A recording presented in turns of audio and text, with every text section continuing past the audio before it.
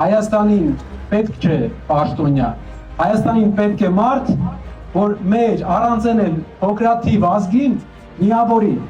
որովհետև մեր հակառակորդները ավելի շատ են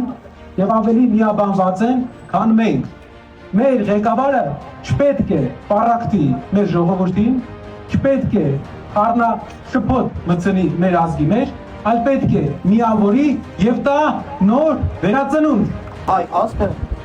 շուտով դիճաշակի արդարության քաղցը պտողներ։ Պայմանագիր են կնքում, դա կարճաժամկետ խաղաղություն տալու է, այդ խաղաղության համար պետք է ուժեղ ղեկավար Հայաստանում, պետք է պայմանավորվող ղեկավար։ Հայաստանը կարող է ու պետք է ունենա ուժեղ տնտեսություն, ուժեղ բանակ, ուժեղ հասարակություն։ Եվ մենք դա անելու ենք բոլորս միասին, անելու ենք մեր ձևով։